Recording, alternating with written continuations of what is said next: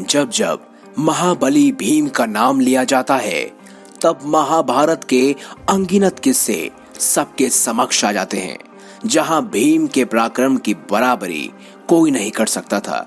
लेकिन एक ऐसा भी दौर था, 10,000 हाथियों की ताकत वाला भीम आखिर कैसे एक अजगर से हार गया।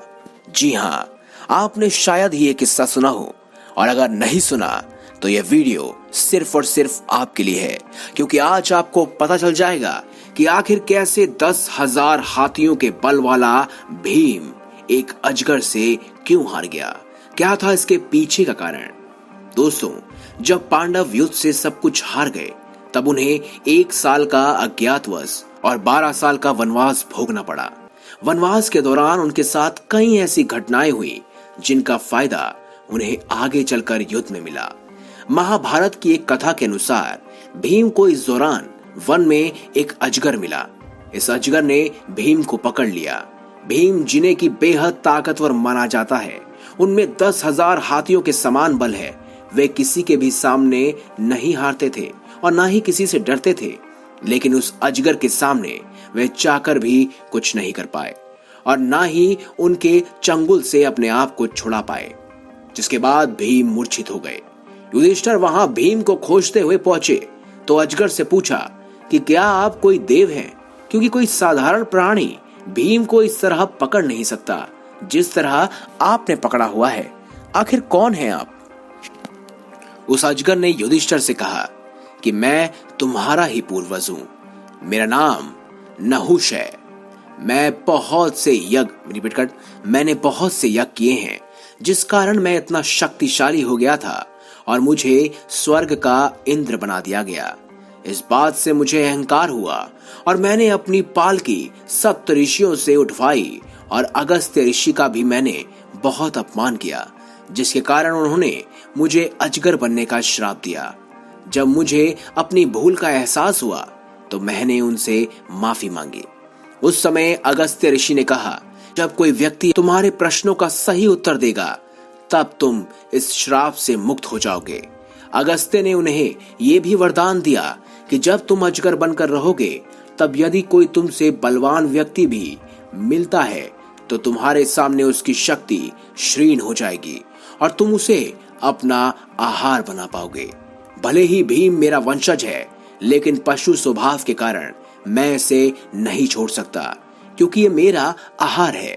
मैं बहुत दिनों से भूखा हूं, इसीलिए आज भीम को अपना आहार बनाऊंगा।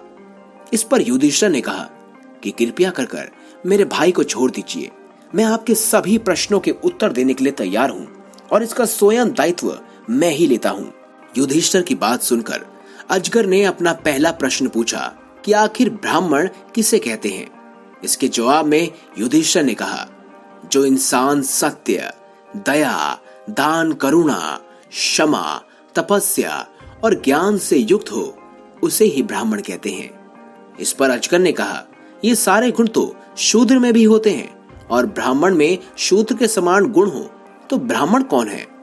इस पर युधिष्ठिर ने कहा कि यदि कोई व्यक्ति शूद्र जाति का हो और उसमें ये सारे गुण हो तो उसे ब्राह्मण ही कहा जाना चाहिए, लेकिन यदि किसी ब्राह्मण में ये गुण ना हो तो उसे शूद्र ही समझना चाहिए। अजगर ने दूसरा प्रश्न पूछा, मनुष्य को क्या जानने का प्रयत्न करते रहना चाहिए? इस पर युधिष्ठिर ने कहा कि मनुष्य को सदैव परमात्मा को जानने का प्रयत्न करते रहना चाहिए।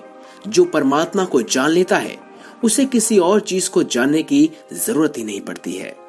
युधिष्ठिर की धर्मयुक्त बातें सुनकर अजगर बने नहुष को बहुत संतोष हुआ और वह श्राप से मुक्त हो गए और उन्होंने भीम को भी छोड़ दिया और जाते जाते युधिष्ठिर को आशीर्वाद दिया कि सदैव जब जब तुम्हें मेरी आवश्यकता पड़ेगी, मैं तुम्हारा वंशज तुम्हारी सेवा के लिए तत्पर रहूंगा।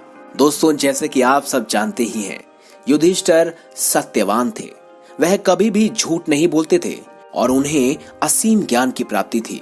ऐसे में उन्होंने अपने बलशाली भाई, जिनके अंदर 10,000 हाथियों का बल था, यानी भीम, उन्हें छुड़वा लिया और अजगर को भी श्राप से मुक्त कर दिया। तो दोस्तों, ये कथा अगर आपको अच्छी लगी हो तो इस वीडियो को लाइक करें, हमारे चैनल को सब्सक्राइब करें और इसे ज्यादा से ज्यादा शेयर अवश्य करें। धन्यवाद।